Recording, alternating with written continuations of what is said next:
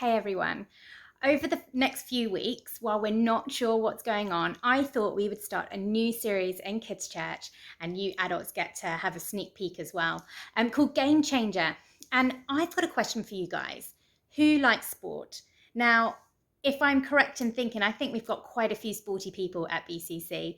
I know that Matteo and Matthew and Patrick and Ethan and Asher and Tyler and a whole bunch of you are all into your football.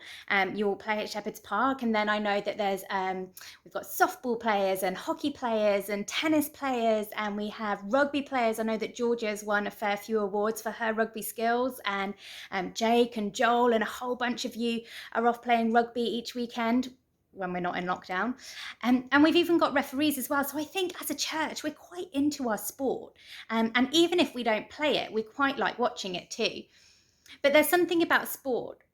For it to work well, is you've got to be a team and you've got to play as a team. And as I've been listening to Jacinda over the past few weeks and the past few days, she talks about this team of 5 million. And it got me thinking that actually it wasn't Jacinda who came up with the concept of team. It wasn't Jacinda who invented the idea of working together and being for one another, but it was actually God. And so we've got a pretty cool story to listen to today about the early church and just what it meant to be part of God's team. Being part of a team is the best. We have our pitcher, catcher, outfielders, and of course, the coach. That's me! Did you know that teams were God's idea? That's right. There was a time in the Bible when all of the people who believed in Jesus worked together and became God's team, also known as the church. Just like we study playbooks, they studied God's Word. They also shared their lives with each other by eating and praying together every day. You mean kind of like when we go out for pizza after big games? Yeah, like that. Together, they would celebrate the great things God was doing in their lives. The people on God's team took it one step further. They didn't just do things for their fellow teammates, they also helped people outside of their team. Sometimes they would even sell their stuff and give away the money. Like even their cars?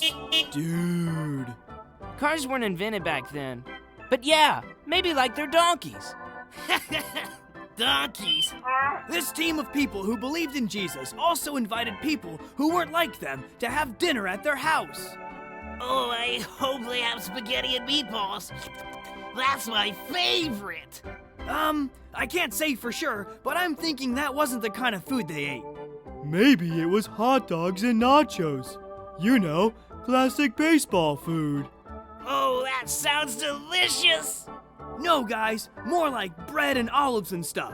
But the point is they shared all that they had with others. They even performed miracles and told as many people as they could about who Jesus is and how much he loves them. That's awesome! Sounds like an all-star team to me. These teammates couldn't have done all of that on their own. They knew they could accomplish more by working together. That's right! The first church was the perfect example that life is better on a team. They knew that teamwork makes the dream work. It's pretty cool that we get to carry on the story of the early church as church today. And while we may not be able to physically meet up with each other right now and love one another and serve one another in that way, we can totally love each other and help each other and serve each other within our own families by shopping for each other, by phoning one another up, by loving each other through staying in touch. And wouldn't it be awesome if those who don't know Jesus see how the church loves each other and loves others at this time and thinks, hey, I want to get to know Jesus too. Because being on a team is loads of fun. And even if we cheer for different teams and we cheer for different sports and we're into different sports, God invites us to all be part of one big team together, his team.